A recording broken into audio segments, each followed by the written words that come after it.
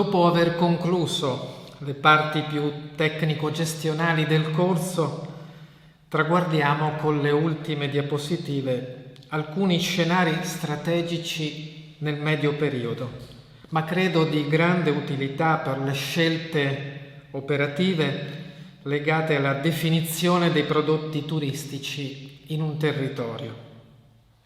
Avere una visione strategica è importante, ma la stessa va declinata con una operatività nel quotidiano, senza la quale non daremo una giusta concretezza alle nostre azioni. Le problematiche sanitarie che abbiamo vissuto causa coronavirus ci consigliano nel turismo, come nelle aziende correlate ai prodotti alimentari, di mettere a punto dei piani d'emergenza per la comunicazione e vendita dei prodotti nei momenti critici causati da un elemento imprevisto. Questo potrà permettere parzialmente di compensare i danni economici diretti e indiretti legati all'immagine percepita se si verifica un evento negativo per il luogo turistico. La diapositiva cita nel medio periodo le azioni principali per poter sviluppare adeguatamente l'ospitalità italiana. Le percentuali addotte, che fra poco vi illustrerò, sono orientative, ma fanno capire il peso delle singole azioni sul risultato totale. Nei prossimi 10-15 anni il potenziale incremento dell'economia turistica in Italia dipenderà nel 30% dei casi dalla capacità di ampliare le reti vendita dei prodotti turistici. Ci riferiamo a modi tradizionali, attraverso gli accordi con tour operator, e innovativi con internet e i social network. L'azione di vendita non deve essere solo in certi momenti dell'anno, ma svolgersi continuamente, in tutte le ore del giorno, vista la globalità geopolitica dei mercati. Anche importanza, valutabile per il 20% del potenziale aumento totale, assumono gli accordi con i principali vettori di trasporto, in particolare aerei, anche legati ai low cost, che ormai sono dei veri tour operator, attivando una promozione e vendita dei prodotti turistici. Dopo la crisi sanitaria da coronavirus, che di fatto ha quasi bloccato il traffico aereo, certamente il riequilibrio del sistema potrà essere traguardato non prima del 2022-2023.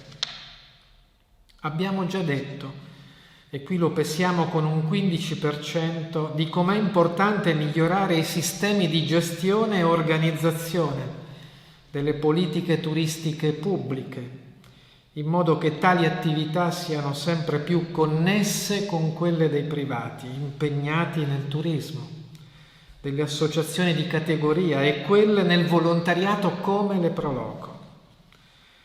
In quest'ultimo periodo anche, ma non solo, per la crisi da coronavirus emerge l'esigenza di individuare mete turistiche piccole, di qualità, meno legate al turismo di massa, dove sia possibile fruire di spazi aperti per il distanziamento, con la qualità dell'ambiente e un'adeguata sicurezza percepita.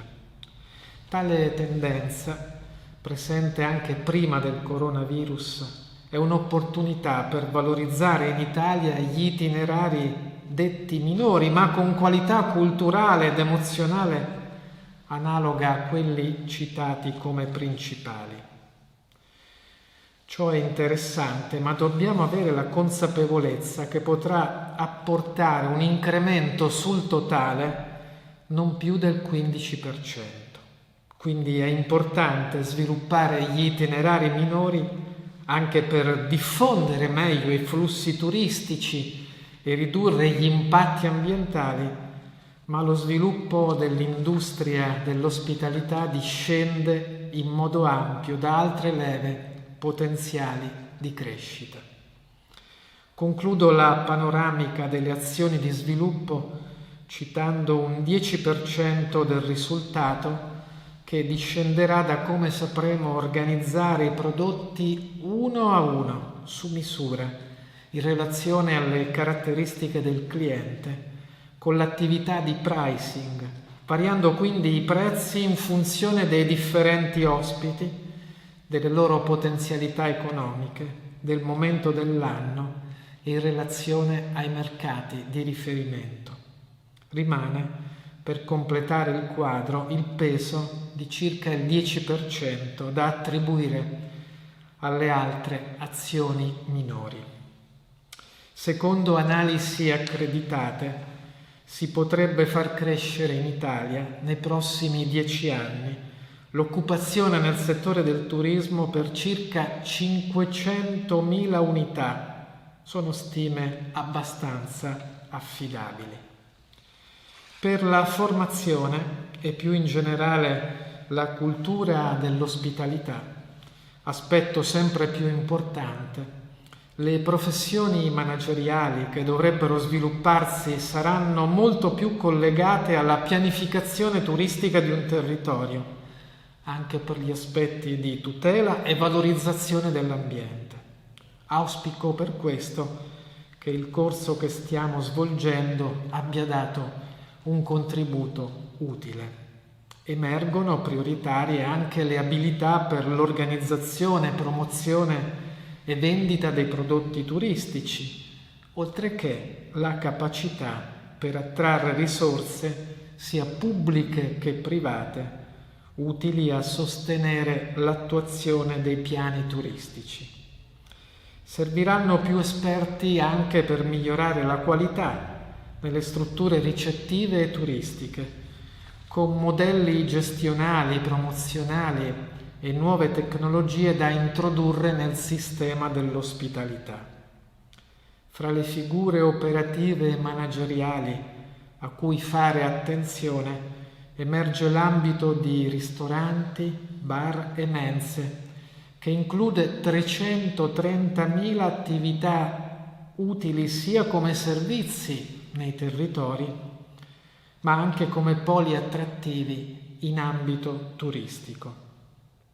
Tracciare visioni strategiche anche per le scelte quotidiane è difficile, soprattutto in questo momento. Quindi le citazioni che ho fatto in questa parte dovranno essere molto approfondite e anche, se necessario, criticate.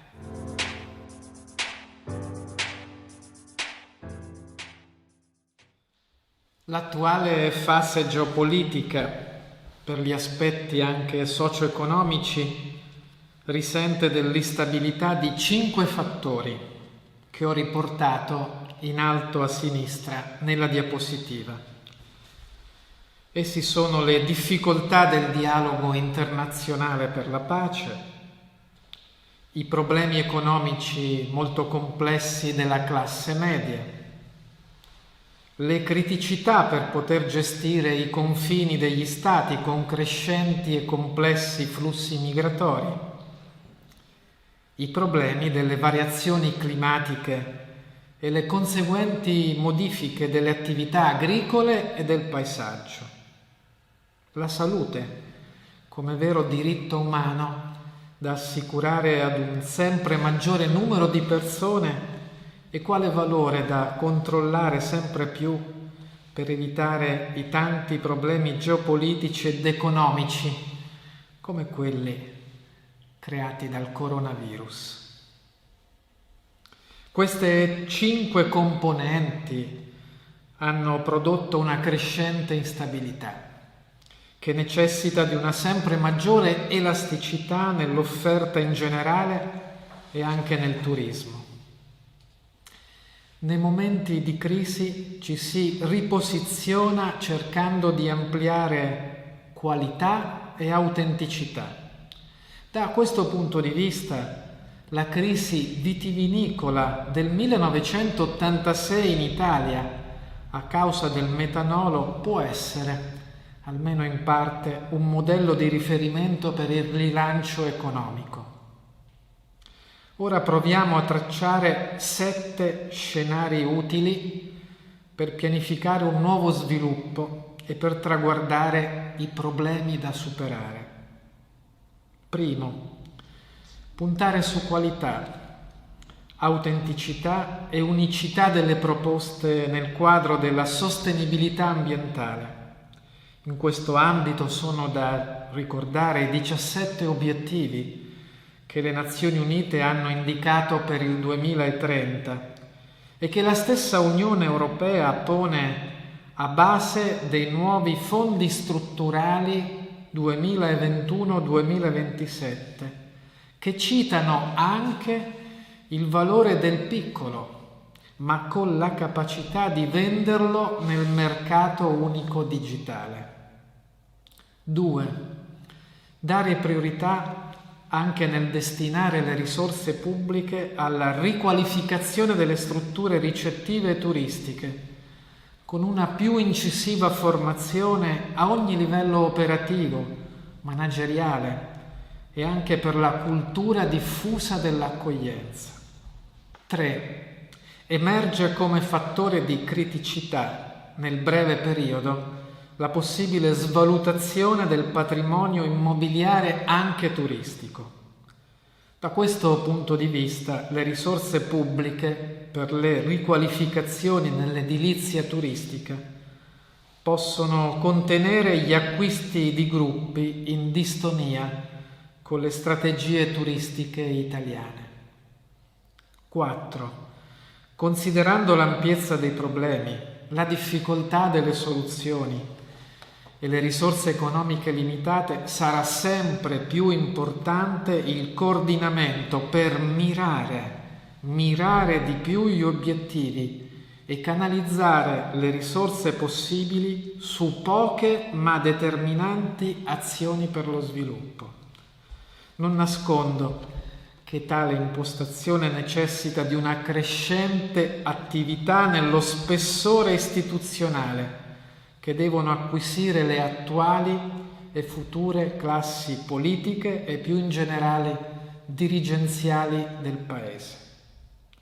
5. L'attuale minore propensione al viaggio e alla capacità di spesa turistica a causa del coronavirus indurrà problemi nelle aziende e segmenti di turismo come quelli fieristici e congressuali.